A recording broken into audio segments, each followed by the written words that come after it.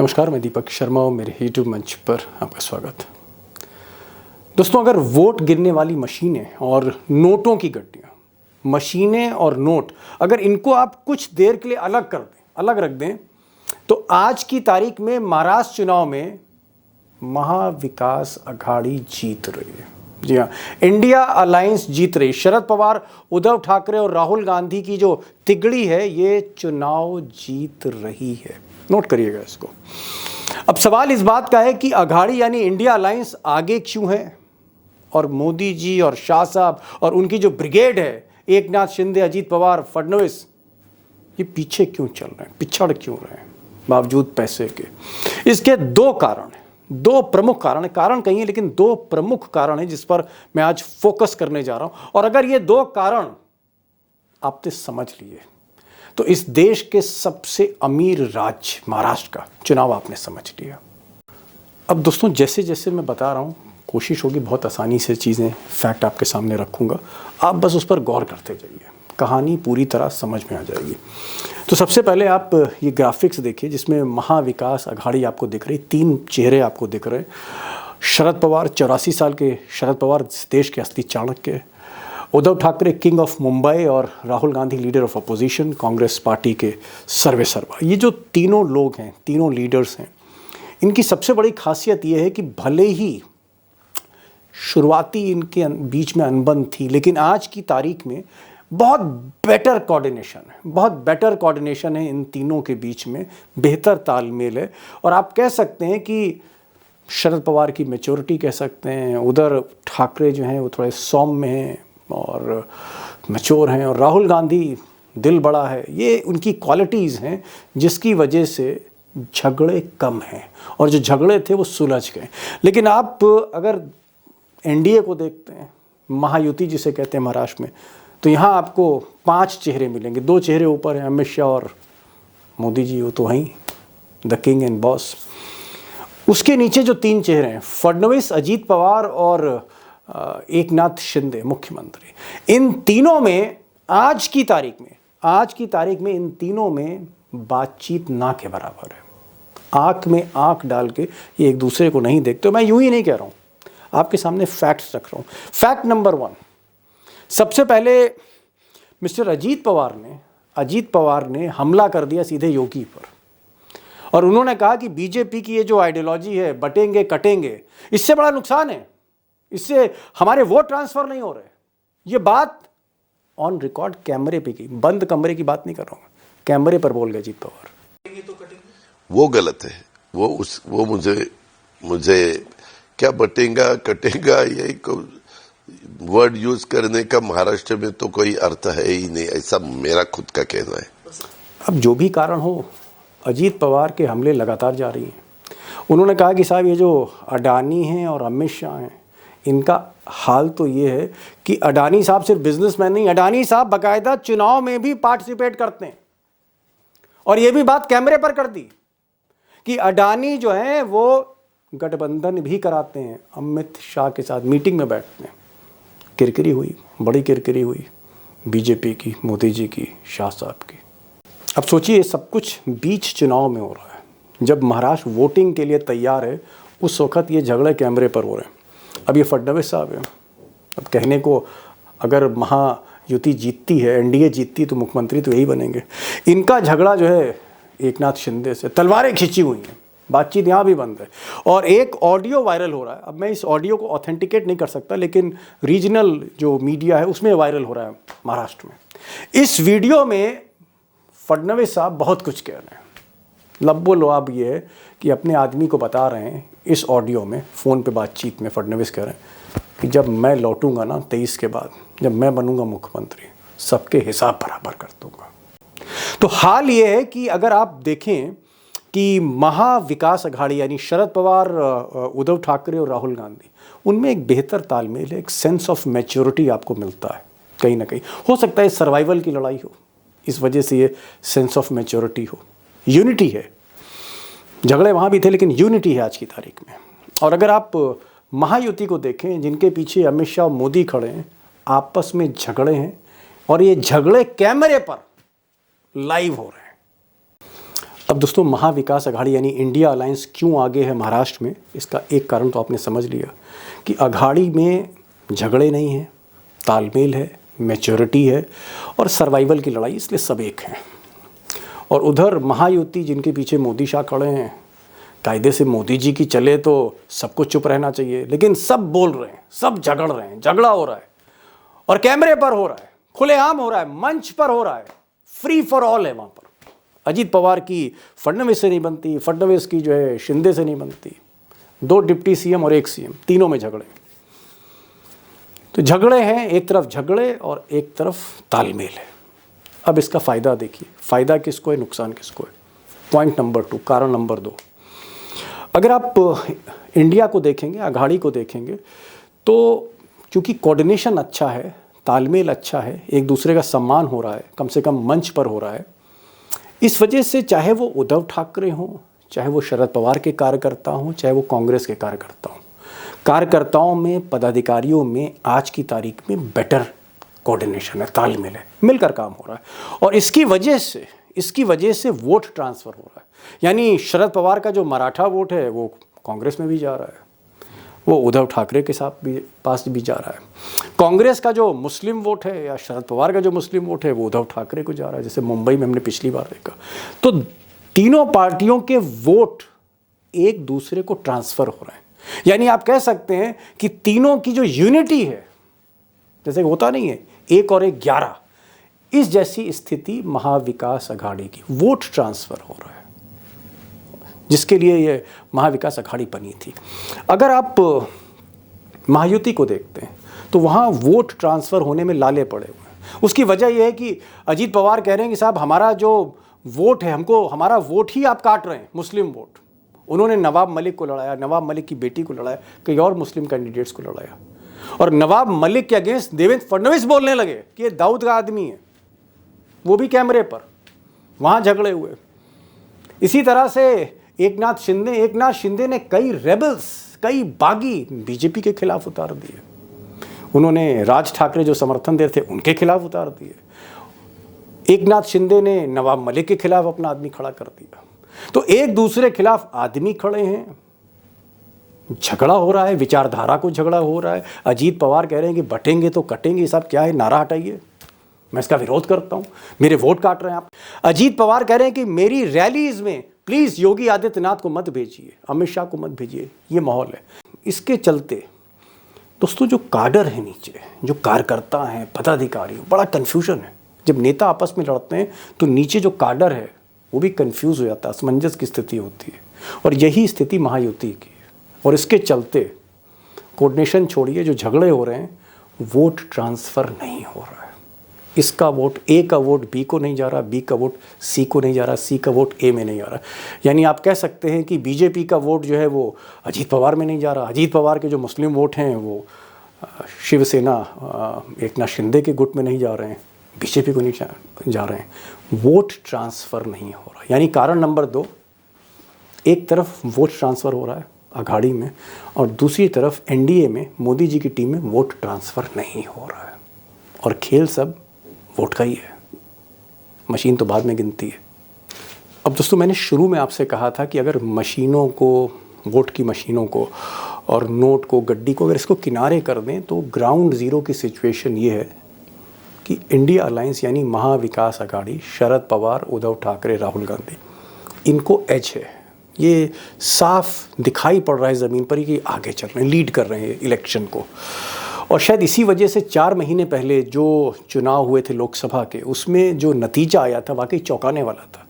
मोदी जी की सबसे बुरी शिकस्त अगर हुई तो महाराष्ट्र में हुई।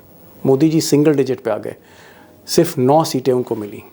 और अगर आप इंडिया अलायंस देखते हैं तो 30 सीटें मिली, और बाकी अजीत पवार और शिंदे, इनको भी बहुत ज़्यादा कुछ नहीं मिला। 30 सीटें इंडिया की थी, एनडीए की 17 सीटें थी। ये अंतर था, जिसकी वजह मैंने आपको बताया, और वो वजह अब कुछ ज़्यादा उसकी जो स्थिति है ख़राब हो चुकी है। सवाल सिर्फ यहाँ इतना है कि आज की तारीख में एज जरूर है अघाड़ी को, साफ तौर पे, वो चाहे मराठवाड़ा का इलाका हो, चाहे वो विदर्भ का हो, चाहे वो वेस्टर्न महाराष्ट्र हो या मुंबई हो, लीड है। लेकिन एक ही फैक्टर है जिसकी आशंका लगती है, और वो फैक्टर जो है वो है सिस्टम, और इस सिस्टम में मशीनें भी हैं, नोट भी है, सब कुछ है। तो क्या सिस्टम के बल पर गुजरात लॉबी रिवर्स कर सकती है लोकसभा के चुनाव को? जो अंतर उसको रिवर्स किया जा सकता है क्या? आखिरी दौर में, आखिरी वक्त पे बाजी पलटी जा सकती है? ये एक बड़ा सवाल है। आज 3 खास मेहमान हैं। हमने आज विवेक देशपांडे जी को बुलाया है और विवेक देशपांडे नागपुर से जुड़ रहे हैं। उनकी आप कह सकते हैं जो रिसर्च है या उनका जो फोकस है वो इसी पर है, ट्रांसफ़र ऑफ वोट्स पे। बहुत कुछ बोलेंगे, आखिर तक सुनिएगा, आखिर में बहुत कुछ बोलने जा रहे हैं वो।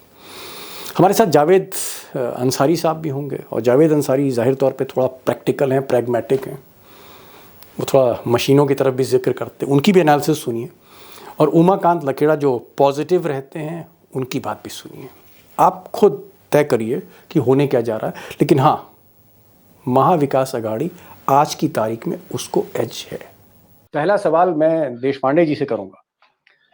विवेक साहब, शुरुआत में कुछ चीजें पूछना चाह रहा हूं मैं, मुझे लगा कि थोड़ा ऑब्जेक्टिव जवाब मुझे मिलेगा।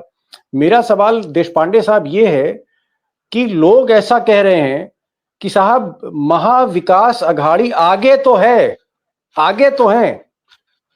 शरद पवार भी आगे हैं, उद्धव ठाकरे भी आगे हैं, राहुल गांधी भी आगे, लेकिन जो सिस्टम है, जो पैसा है, जो माल है, ये सब कुछ एकनाथ शिंदे मोदी के पास है। तो ये क्या लड़ाई क्या है कि पब्लिक, क्या आपको लग रहा है महाविकास अघाड़ी के साथ है या फिर सिस्टम हावी होने जा रहा है मैंडेट पर? आगे कौन है? जो महाराष्ट्र में लड़ाई है वो महाविकास आघाड़ी के पक्ष में बात है, इसमें कोई शक नहीं। मैं ये पहले दिन से कह रहा हूं कि जो एक मोमेंटम बना था 2024 विवेक भाई बड़ा नाप तोल के आप बोलते हैं, बड़ा डिप्लोमेटिक जवाब आप देते हैं। पॉलिटिकल से कहीं ज्यादा आप डिप्लोमेटिक हैं। और आप कह रहे हैं, पहली बार मैं आपके सुन रहा हूं जी हाँ से, कि महाविकास अघाड़ी आगे चल रही है। तो आप बड़ी जिम्मेदारी से बोल रहे हैं, इसलिए मैंने कहा एक बार फिर से मैं कहीं स्लिप ना हो गया हो। महायुति तो नहीं कहना चाह रहे थे आप? मैं ये महाविकास अघाड़ी आगे है? नहीं, महाविकास अघाड़ी ही आगे है, ये मैं पहले से हर चैनल चलिए सब मान लेते हैं। लेकिन आपने जो बात कही है वो बात भी बहुत अहम है। आपने कहा कि सिस्टम पूरा सरकार के हाथ में, सिस्टम महायुति के हाथ में है, और पैसा जिस तरीके से बहाया जा रहा है वो भी अपने आप में एक बात है। अब ये जो पैसा बांटा जा रहा है, ये जो ब्राइबरी है, एक तरह से ये कोई वेलफेयर स्कीम नहीं है, ब्राइबरी है, उसका क्या असर होता है ये ग्राउंड ट्रूथिंग मैंने किया नहीं है। लेकिन जो वैचारिक हवा मैं जो देख रहा हूँ, वैचारिक हवा जो है, आइडियोलॉजिकल हवा जो है, वो बीजेपी के पक्ष में नहीं है। इसीलिए बीजेपी ने जो अभी पूरी तरह से इसको कम्युनलाइज करने का पूरा एक बिड़ा उठा लिया है, मतलब नरेंद्र मोदी से लेकर योगी आदित्यनाथ और फिर फडणवीस और सब लोग जिस तरह से कम्युनलिज्म पे उतर आए हैं, वो उनका बेस्ट बेट है। वो डेस्परेशन के चलते हैं। महाराष्ट्र एक ऐसा स्टेट है जहां पर इन्होंने पिछले 2-3 साल से वातावरण को कम्युनलाइज करने की कोशिश की। सकल हिंदू समाज की सभाएं यहाँ पर पूरे राज्य में हुई, उसके बावजूद लोकसभा में उसका परिणाम उनको जो चाहिए था वो नहीं मिला। इसलिए उन्होंने फिर ये लाडली बहना स्कीम लाई। जी, आपने शुरुआत में 2 बातें कह दी। विवेक देशपांडे ने कहा कि भाई मुझे जो हवा महाराष्ट्र में चल रही है, इस हवा की जो महक है, वो कह रही है कि महाविकास अघाड़ी आगे, शरद पवार आगे हैं, उद्धव ठाकरे आगे हैं, राहुल गांधी आगे चल रहे हैं। ये विवेक देशपांडे का मानना है। लेकिन ये कहते हैं कि साहब जो सिस्टम है, मोदी का सिस्टम, एकनाथ शिंदे का सिस्टम, और जिस पैमाने पर बेशुमार दौलत बांटी जा रही है, खासकर गांव में, तो जो गरीब किसान है, जो अपनी आप कह सकते हैं किसानी से परेशान है, बेहाल है, थोड़ी सी उसको 2 बूंद राहत मिली है। लेकिन ये राहत क्या चुनाव पलट पाएगी, इस पर विवेक देशपांडे अभी थोड़ा सा, मैं कह रहा हूं कि कोई रुख नहीं तय कर पाए। मैं आऊंगा, आगे आऊंगा, लेकिन मैं जावेद साहब के पास जा रहा हूं। जावेद साहब, बड़ी पारखी आंखें हैं, 40-50 बरसों से चुनाव को देखना, तौलना, उसको समझना, समझाना, सारी चीजें। महाराष्ट्र में 4 महीने पहले जून में जो नतीजे आए, उसमें मोदी जी सिंगल डिजिट पे आ गए। मोदी जी का वर्स्ट परफॉर्मेंस पूरे हिंदुस्तान में, और महाराष्ट्र में 10 साल में सबसे खराब 4 जून को था। 9 सीट मिली थी उनको, सिर्फ 48 में। क्या आपको लगता है कि मोदी ने कुछ ऐसा करिश्मा कर दिया, एकनाथ शिंदे ने कुछ ऐसा करिश्मा कर दिया 4 महीने में कि ये चुनाव पलट देंगे वो, या अब ये चुनाव पलटा नहीं जा सकता? राहत मिल सकती है मोदी को, लेकिन चुनाव नहीं पलट सकते। आपको क्या लगता है? आपका तजुर्बा क्या कह रहा है? मेरा अनुभव ये कहता है कि कुछ भी पत्थर पे लकीर नहीं है, और जी। अगर हरियाणा के चुनाव से और सब स्टेट्स के चुनाव से कोई सबक सीखा जा सकता है तो ये कि कुछ भी हो सकता है। कुछ भी हरियाणा हो में सकता मुझे न कोई ऐसा पत्रकार मिला और न कोई ऐसा बीजेपी का नेता मिला जिसने मुझसे कहा हो या खुले मन से कहा हो कि वहां बीजेपी जीतने वाली है, लेकिन उसके बावजूद बीजेपी जीत गई। तो इसलिए मेरी समझ ये कहती है कि इन विवेक देशपांडे जी जो बातें कह रहे हैं मैं सब अग्री करता हूँ, लेकिन इसके बावजूद मैं यही कहूंगा कि जो हालात हैं जो उसमें कुछ भी हो सकता है। अब आप समझ लीजिए कि मैं क्या। जावेद साहब, नहीं, समझना मुश्किल है आपकी बातों का। मैं कह रहा हूं कि क्या आपका इशारा मशीनों की तरफ है? क्या आपका इशारा पैसा जो बट रहा है उसकी तरफ है, लिफाफे जो बट रहे? इशारा क्या है? कुछ थोड़ा सा तो हमको ज्ञान तो दीजिए। नहीं, देखिए, कोई भी चीज बिना किसी सबूत के कहना लेकिन मुश्किल है, लेकिन मेरा इशारा हर उन चीजों पे है जो दिखती नहीं है, जो बिहाइंड द सीन्स होती ओके। है। हो सकता है कोई ऐसा पोलराइजेशन हो रहा हो, बटोगे तो कटोगे। जी जी, समझ गया, मैं आपकी बात समझ गया। जावेद साहब इशारा कर रहे हैं कि पर्दे के पीछे बहुत सी ऐसी चीजें हो रही हैं, पर्दे के पीछे बहुत सी ऐसी चीजें हो रही हैं जो बताना बड़ा मुश्किल है, लेकिन इशारा कर रहे हैं कि खेल चल रहा है, खेल चल रहा है। लखेड़ा साहब, भाई आप तो महाराष्ट्र को रोज रोज नाप रहे हैं, रोज तौल रहे हैं तराजू पे अपने। आपको क्या लगता है कि क्या मोदी जो बुरी तरह हारे थे 4 महीने पहले, जब खुद वोट मांगने गए थे, खुद चुनाव लड़ रहे थे पार्लियामेंट का, तब मोदी हार गए थे, तो आज तो चुनाव ओरिजिनल है। मोदी जब पार्लियामेंट का चुनाव खुद का हार गए महाराष्ट्र में, क्या वो दूसरे को जिता सकते हैं? देखिए, इसमें दो तरह की बातें हैं, डायरेक्टली इनडायरेक्टली। डायरेक्टली तो मोदी सीधे तौर पर इन्वॉल्व है, हर चीज में इन्वॉल्व है। वो हरियाणा में भी इन्वॉल्व थे, वो महाराष्ट्र में भी इन्वॉल्व है, वो झारखंड में भी इन्वॉल्व है।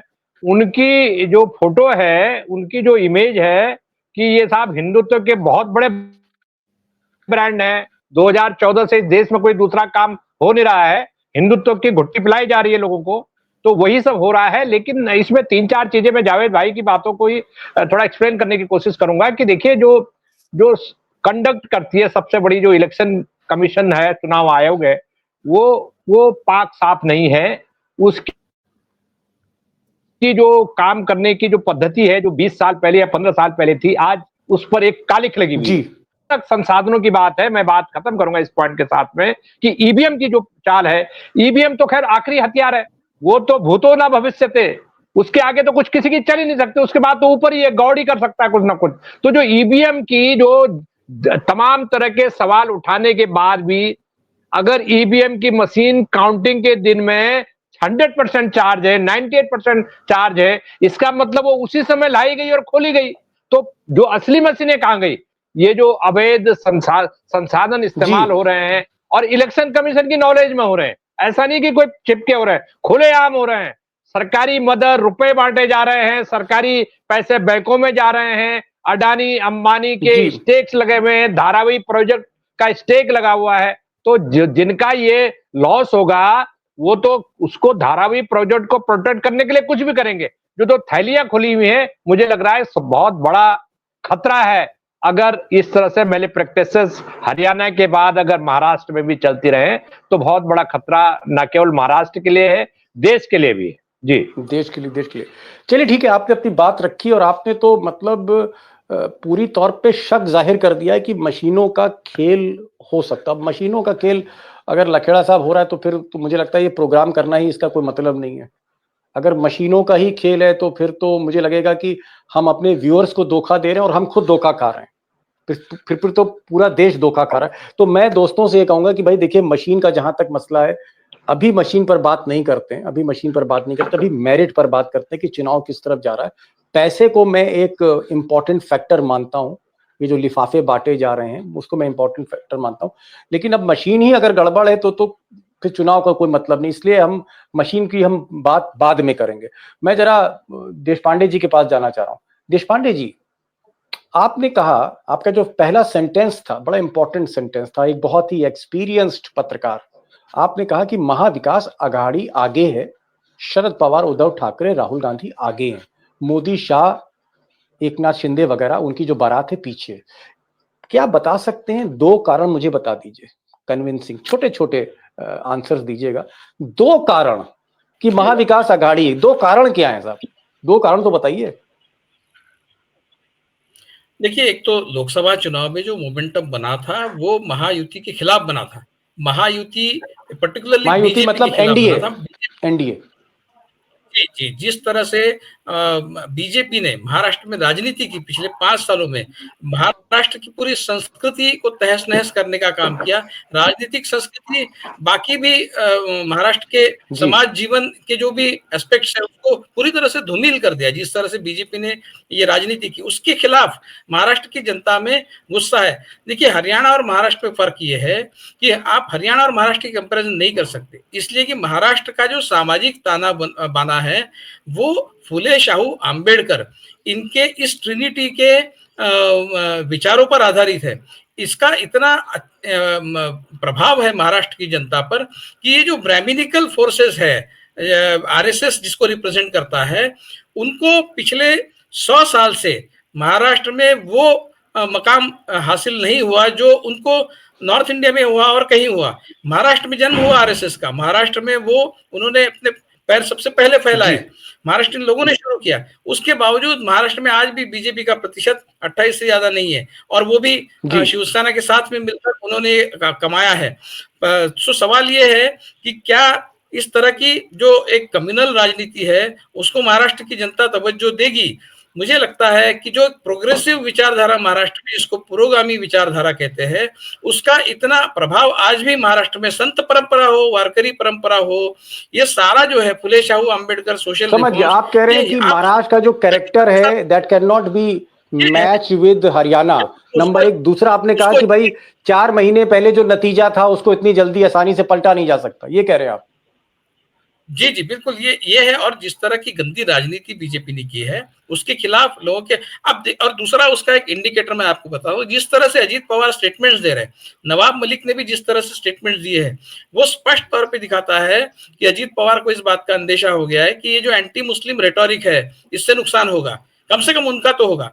ऐसी स्थिति में आप देखिए महायुति के नंबर्स कहां से आएंगे, कहां से आ रहे हैं? अजीत पवार के नंबर्स तो नहीं आ रहे, मतलब उनको पूर्ण बहुमत मिल जाए, इतने नंबर्स तो नहीं जुटा पाएंगे। एक उसमें जो गेम है आप समझने की कोशिश कीजिए, उसमें एक गेम मुझे जो दिख रहा है कि बीजेपी को कोई इस बात की नहीं पड़ी कि क्या उनको पूर्ण बहुमत मिलता है। मुझे ये लग रहा है कि 23 तारीख को नतीजे आने के बाद में 26 तारीख के अंदर जब सरकार बनाने की बात आएगी, 3 दिनों में बीजेपी के पास एक ही खेल बीजेपी खेल सकती है, वो ये है कि सिंगल लार्जेस्ट पार्टी बनेगी, वो ऐसा उनको लगता है। हाँ, वो उनका अंदाज है, मैं नहीं कह रहा हूँ। सिंगल लार्जेस्ट पार्टी बनेगी, राज्यपाल उनको बुलाएंगे सरकार बनाने के लिए, और फिर एकनाथ शिंदे उनके साथ जुड़ी जाएंगे, और जो भी सत्ता में जाना चाहता है वो भी अपने आप उनके साथ जुड़ जाएगा, अपने आप जुड़ेगा, नहीं तो जबरदस्ती जुड़ा जाएगा। बिल्कुल। तो कहीं से भी महायुति, देखिए महायुति तो जीत नहीं रही, लेकिन महायुति की सरकार बन सकती है, ये मैं कह रहा हूँ। ओके, बड़ी बात कही जावेद साहब। इन्होंने कहा कि साहब महाविकास आघाड़ी यानी शरद पवार और उद्धव ठाकरे और राहुल गांधी, जिसे हम दिल्ली में इंडिया अलायंस कहते हैं, इंडिया अलायंस को एक तरह से बढ़त है, इंडिया अलायंस के जीतने के चांसेस हैं, लेकिन राज्यपाल, सारा सिस्टम, चुनाव आयोग, पैसा, सरकार, पुलिस, ये सब कुछ मोदी और शाह के पास है। इनका यह कहना है कि अगर सिंगल लार्जेस्ट पार्टी बीजेपी बनेगी तो फिर खेल शुरू होगा, तोड़ फोड़ शुरू होगी, गवर्नर मिल जाएगा, जैसे पिछली बार गवर्नर मिल गए थे और गवर्नर को इस्तीफा देना पड़ा था गड़बड़ करने का सुप्रीम कोर्ट के कहने पर। तो इनका यह कहना है, विवेक देशपांडे का, कि सारा सिस्टम मोदी के हाथ में है, चुनाव में अगर थोड़ा सा भी 19-20 हुई तो ये तोड़ फोड़ कर सकते, ईडी सीबीआई फिर से आ सकती। क्या आपको ऐसी आशंका है, आपको लगता है कि ऐसा हो सकता है? इस पॉसिबिलिटी से कैसे कोई समझदार आदमी इनकार कर सकता है? अगर पास्ट का एक्सपीरियंस, अनुभव जो है हमारा आपका, वो कोई माने रखता है, तो ये सारी चीजें मुमकिन है। इसमें नामुमकिन क्या है? जो विवेक भाई ने बताया बिल्कुल सही बात है। अब किस हद तक है, कितनी डिग्री तक है, लेकिन ठीक है, सारा अंत तंत्र जो है, सारा एस्टैब्लिशमेंट जो है, पैराफर्नेलिया जो है, वो तो सब आपके फेवर में है। मोदी जी के उसका फेवर उसका में। यूज मिसयूज पहले भी हुआ है, लेकिन अब जावेद भी हो भाई, सकता है। चलिए लेकिन ठीक है। एक बात, बस एक बात, इन्होंने ये कहा कि क्योंकि बीजेपी सिंगल लार्जेस्ट पार्टी होगी, लेकिन यहाँ महाविकास अघाड़ी एक प्री पोल अलायंस है, और प्री पोल अलायंस को अगर सिंगल लार्जेस्ट हुई तो उसको ही बुलाना होगा। ये नहीं हो सकता कि आप शिवसेना शिंदे को बुला दें या शिवसेना उद्धव ठाकरे को बुलाएं। जो प्री पोल अलायंस है उसको बुलाना होगा। Okay okay okay, got it. आपने कहा कि महाविकास अघाड़ी, अगर तीनों पार्टी मिलकर वो सत्ता के करीब है बनाने के, तो उनको बुलाना पड़ेगा, भले ही बीजेपी के नंबर ज्यादा आए। एक चीज और जावेद भाई आपसे पूछ लूं, क्या आप शरद पवार को अंडर एस्टिमेट कर रहे हैं? क्या आपको नहीं लगता कि शरद पवार जैसा चाणक्य, जिसने पिछली बार खेल कर दिया, आज भी खेल कर रहे हैं 84 साल के, क्या शरद पवार के रहते महाविकास अघाड़ी हार सकती है? उद्धव ठाकरे के रहते हार सकती है? मराठी अस्मिता क्या हार सकती है? भाई इंदिरा गांधी के रहते कांग्रेस पार्टी हार गई थी, तो इसका क्या मतलब? होने को कुछ भी हो सकता है। शरद पवार को मैं कहीं से भी नहीं किसी से कम मानता हूं, लेकिन शरद पवार के पास न उतनी रिसोर्सेज है, ना ऑफिशियल मशीनरी है, ना उनके फेवर में पूरा एडमिनिस्ट्रेशन है। वो तो नहीं है ना। शरद पवार के पास अनुभव है, तजुर्बा है। शरद पवार के पास जाल फैला, गोटी बैठाने का तरीका है, जनता को कैसे प्रभावित किया जाए, वोट दिलवाने का तरीका है। लेकिन ये जो आज शरद पवार थोड़ा 19 पढ़ रहे हैं, वो ये है कि एडमिनिस्ट्रेटिव पावर्स जो हैं, जो लीवर्स ऑफ पावर, चलिए उनके हाथ में नहीं। जब ये सब मैंने मान लिया कि आप कह रहे हैं पैसा बड़ा डिसाइसिव है, और मैंने तो एक दिन प्रोग्राम में कहा था कि दिलीप सिंह जुदेव पूर्व मंत्री बीजेपी के, उन्होंने कहा कि साहब पैसा खुदा तो नहीं, लेकिन खुदा की कसम खुदा से कम भी नहीं है पैसा। ये बीजेपी की आइडियोलॉजी की मैं बता रहा हूँ, दिलीप सिंह जुदेव ने कहा था, बड़ा चर्चित बयान था ये। मान लिया पैसा पैसा बहुत कुछ है, लेकिन क्या आपको लगता है कि पैसा अगर किनारे कर दें, जनता का जमीर अगर जावेद साहब जाग जाए, जनता अगर जाग जाए, पैसे पर ना जाए, तो क्या शरद पवार, उद्धव ठाकरे, राहुल गांधी, ये कॉम्बिनेशन आपको डेडली लगता है, लीथल लगता है? ताकत है इस कॉम्बिनेशन में? बिल्कुल लगता है। उनकी ताकत ही यही है, अगर जनता जाग जाए और पूरी जनता उनका बहुमत से समर्थन कर दे, तो उनको सरकार में आने से कोई नहीं रोक सकता। कोई नहीं रोक सकता। अगर फ्री फेयर हो मामला, लेवल प्लेइंग फील्ड हो, तो उसमें जी मैं समझ गया। जावेद साहब ने एक चीज को अंडरलाइन किया है दोस्तों, इन्होंने कहा कि अगर फ्री एंड फेयर, ये जो पैसे का बोलबाला है, बाकी सारे खेल हैं, थोड़ा सा ये किनारे हों, तो शरद पवार, उद्धव ठाकरे, ये जो ऐसा कॉम्बिनेशन है, आप कह सकते हैं छत्र पार्टियों का, मराठी अस्मिता का, इसको हराना बहुत मुश्किल है मोदी शाह के लिए। लखेड़ा साहब, क्या शरद पवार, उद्धव ठाकरे, ये जो मराठी अस्मिता है बनाम गुजराती लॉबी, क्या आपको लगता है ये अंडर करंट है? क्या मराठी अस्मिता को लेकर ये चुनाव लड़ा जा रहा है? देखिए, बहुत साफ बात है कि भारतीय जनता पार्टी का महाराष्ट्र में कोई पुराना कोई रूट नहीं है। ये हाल की पार्टी है, वहां इमर्ज हुई, और इनका कोई एग्जिस्टेंस वहां नहीं है, बैकग्राउंड में नहीं, ये बैकग्राउंड में है। और आज हालत ये है कि भारतीय जनता पार्टी का डायरेक्टली चुनाव में नहीं है। एक राज शिंदे चीफ मिनिस्टर बना रखे हैं, लेकिन स्टेक पे सबसे ज्यादा इनका है। और मुझे ऐसा लगता है, आपके प्रश्न का जवाब ये है कि महाराष्ट्र में ये जो रीजनल सेंटिमेंट्स हैं, ये जो क्षेत्रीय जनभावनाओं का प्रतिनिधित्व करते हों, चाहे वो उद्धव ठाकरे हों, जो बदसलूकी उनके साथ हुई, उनकी सत्ता को उखाड़ के फेंका गया, उनकी पार्टी के टुकड़े किए गए, उनका सैंबल छीना गया, ऐसे शरद पवार के साथ किया गया। एक सीजन्ड पॉलिटिशियन जो सबके साथ अक्रॉस द पार्टी एफिलिएशन, उनके बहुत अच्छे रिलेशंस हैं, बीजेपी में भी एक, उनके साथ इस तरह का बर्ताव किया गया कि उनकी राजनीतिक हत्या करने की कोशिश की गई, उनके भतीजे को पटा के और उनकी पार्टी को तोड़ा। गुजरात लॉबी की ये कोशिश है जो मेरा पूरा फीडबैक है कि आने वाले 10 साल में जो आर्थिक जो शक्ति है पूरे महाराष्ट्र की, उसको गुजरात शिफ्ट कर दिया जाए। और इसीलिए उन्होंने इकोनॉमिक मॉनिटरिंग ये सारी एजेंसियां शिफ्ट कर दी और टाटा के सारी चीजें शिफ्ट करके और यहां से ले भी गए। तो ये सबको पता है, गुजरात के लोगों को पता है, महाराष्ट्र के लोगों को पता है। तो ये सारी चीजें हो रही है। तो मुझे लग रहा है कि ये massive under current Gujarat lobby के खिलाफ है इस बार। गुजरात लॉबी के खिलाफ ही लखेड़ा साहब कह रहे हैं कि मोदी और शाह के खिलाफ एक अंडर करंट है पब्लिक के बीच में मराठी अस्मिता का, क्योंकि महाराष्ट्र जिस बैकबोन पर खड़ा है, जो उसकी बैकबोन है, जो उसकी रीढ़ है, वो आर्थिक शक्ति है। और इस आर्थिक शक्ति को तोड़ने का या उसको कहीं ना कहीं शिफ्ट करने का गुजरात कोशिश हुए। जिस तरह से तमाम कारखाने, चाहे वो सेमीकंडक्टर के हों, चाहे वो हवाई जहाज बनाने की फैक्ट्री की बात हो, सब के सब बड़े से बड़ा कारखाना जिस तरह से गुजरात गया है, उसका कहीं ना कहीं महाराष्ट्र की साइकी पर, सोच पर असर है और उनको लगता है कि ये गुजराती है। इस तरह की फीलिंग है। क्या ये फीलिंग है विवेक जी? आप तो नागपुर में हैं, महाराष्ट्र में, क्या आपको ये फीलिंग दिखती है जब आप अपने घर से बाहर निकलते हैं, लोगों से बात करते हैं? ये मराठी वर्सेस गुजरात लॉबी, क्या ये फीलिंग एग्जिस्ट कर रही है इस चुनाव में? नहीं दीपक जी, विदर्भ में तो इस तरह का कोई वातावरण इसलिए नहीं कि विदर्भ कोई इंडस्ट्रियलाइज्ड रीजन नहीं है। विदर्भ एक बैकवर्ड रीजन है।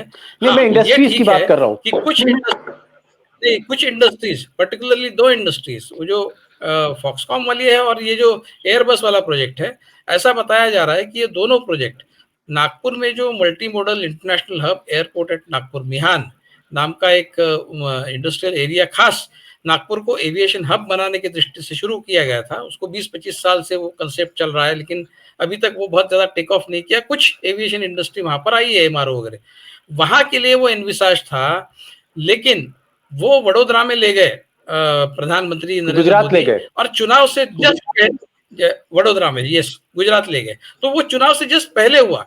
और शरद पवार ने इस बात का जिक्र भी किया है कि जो प्रोजेक्ट नागपुर में एविएशन हब बनाने के कंसेप्ट के अंदर नागपुर में शुरू करना चाहिए था, उसको वडोदरा में ले गए। उसकी ओरिजिनली जो कंसेप्ट था वो नागपुर में ही उसको खड़ा करने का था, लेकिन ये चुपके से उधर ले गए। ये तो है, ये पुरानी एक भावना कुछ गुजराती लोगों में हो सकती है। जिस तरह से बम्बई महाराष्ट्र में इंक्लूड करके महाराष्ट्र स्टेट बनाया गया, जो कि गुजरात चाहता था कि बम्बई महाराष्ट्र का गुजरात का पार्ट बने, वो नहीं हुआ। तो वो कहीं ना कहीं बम्बई का जो इम्पोर्टेंस है, हाँ, उस इम्पोर्टेंस को कहीं ना कहीं कम करने का, खत्म करने का, या फिर उसको शिफ्ट करने का, उसको अहमदाबाद की तरफ ले जाने का जो एक प्लान नरेंद्र मोदी आने के बाद, गुजरात में चीफ मिनिस्टर रहने के बाद भी और अभी भी, वो जो प्लान को अंजाम दिया जा रहा है, इसके खिलाफ एक सेंटिमेंट पश्चिम महाराष्ट्र, बम्बई, इन इलाकों में होगा, क्योंकि वो इंडस्ट्रियल एरियाज है और वहां के लोग जो है इंडस्ट्रीज पर बहुत डिपेंड करते हैं। तो वहां पर तो ये जरूर होगा। विदर्भ में उस तरह से नहीं है जितना मैं समझता हूँ। ओके, आपने कहा कि विदर्भ क्योंकि एक किसान पट्टी है और सोयाबीन, कपास, ये सब खेती वहां होती है, इन्होंने कहा, लेकिन जो पश्चिमी महाराष्ट्र है, जो शरद पवार का इलाका है, उद्धव ठाकरे का इलाका है, जहां पर इंडस्ट्री है, उद्योग है, वहां पर एक डीप सेंटिमेंट है। वहां पर लोगों को लगता है कि भाई चोट करी है गुजरात लॉबी, यहां से कारखाने सब ले गए। तो ये एक सेंटिमेंट वहां पर है। जावेद साहब, मैं ये जानना आपसे चाह रहा था कि मान लीजिए अगर नरेंद्र मोदी महाराष्ट्र जीतते हैं, तब पार्लियामेंट में उनकी ताकत या देश में उनकी ताकत क्या होगी? क्या बाउंस बैक कर जाएंगे वो? एक मोमेंटम जो उन्होंने हरियाणा में हासिल किया, फिर महाराष्ट्र जीत गया, तो क्या मोदी दोबारा उसी जगह खड़े होंगे जहां 4 जून से पहले खड़े थे?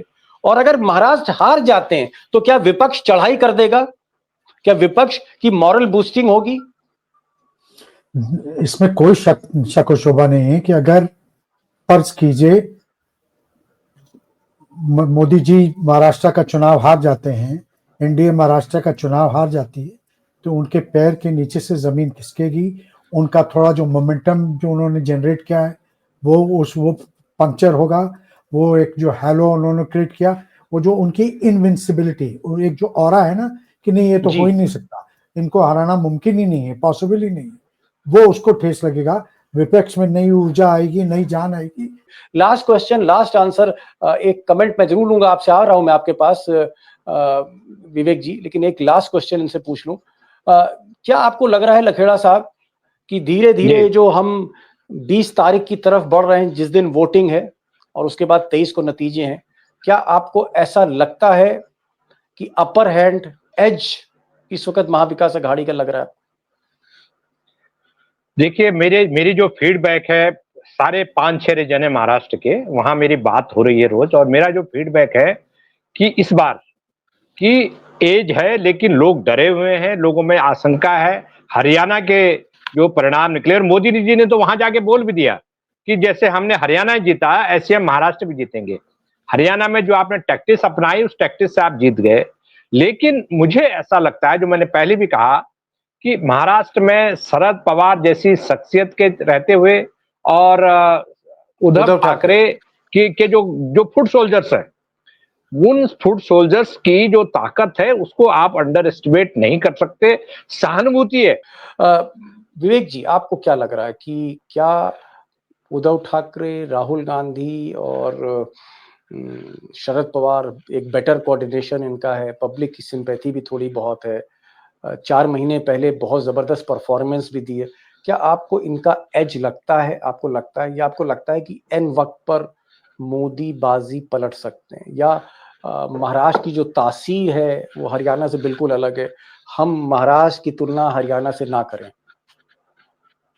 वो तो मैंने पहले ही कहा, दीपक जी, मैंने पहले ही कहा कि महाराष्ट्र और हरियाणा में जो सामाजिक ताना बना है उसमें बहुत फर्क है। महाराष्ट्र में इतने आसानी से बीजेपी या आरएसएस डेंट नहीं कर सकता जितने आसानी से वो काऊ बेल्ट में करेगा। जहां तक महायुति और महाविकास आघाड़ी का सवाल है, आज देखिए दोनों के पॉइंट ऑफ व्यू अलग अलग है। महायुति जो है वो सत्ता के लिए एक साथ आई हुई पार्टियां हैं, और महाविकास आघाड़ी जो है वो सर्वाइवल के लिए आई है, और जिनके सर्वाइवल का सवाल होता है उनका जेलिंग ज्यादा अच्छा होता है, और वो है महाराष्ट्र में स्थिति है। मैं ये नहीं कह रहा हूँ फार फ्रॉम आइडियल, मतलब ये नहीं कह रहा हूँ कि बहुत आदर्श जेलिंग है महाविकास आघाड़ी में, उनमें भी खटपट है, उनमें भी आपस में झगड़े तान तनाव है।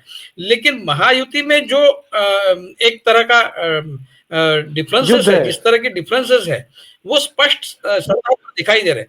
तो वो जो यूनिटी इंडेक्स है उसका भी असर होता है, उसका भी जनता पर असर होता है, और वोट ट्रांसफर, जहां तक जेलिंग जब अच्छा होगा तो एक दूसरे के लिए वोट ट्रांसफर भी अच्छा होता है। जो महाविकास आघाड़ी के लिए अच्छा होगा उस स्केल पर वोट ट्रांसफर महायुति में नहीं होगा, ये मेरा अंदाजा है। विवेक जी ने एक बड़ी बात मैं अंडरलाइन आखिर में करना चाह रहा हूं, सम अप करने से पहले। विवेक देशपांडे सीनियर जर्नलिस्ट है, महाराष्ट्र को समझते हैं, माहौल को भी समझते हैं, तासीर को भी समझते हैं। इनका कहना है कि जो झगड़े हैं एकनाथ शिंदे और देवेंद्र फडणवीस में, वो इंतहा से ज्यादा है, मतलब मार काट मची हुई है। कई वीडियो भी वायरल हुए हैं, ऑडियो वायरल हुए हैं इसमें, और इसी तरह के झगड़े अजीत पवार और एकनाथ शिंदे के बीच में। इनका कहना है कि जो महायुति है यानी एनडीए है, मोदी की जो टीम है, उसमें झगड़े बहुत ज्यादा है, घर के चिराग से आग लग रही, कुछ इस तरह से है। लेकिन जो महाविकास आघाड़ी, झगड़े उसमें भी थोड़े बहुत हैं, तनातनी है, लेकिन मैच्योर लोग हैं, सर्वाइवल की लड़ाई लड़ रहे हैं, और इसलिए उनके पास बेटर कोऑर्डिनेशन है, और बेटर कोऑर्डिनेशन है तो कार्डर के जरिए, कार्यकर्ता के जरिए वोट ट्रांसफर होने में आसानी है।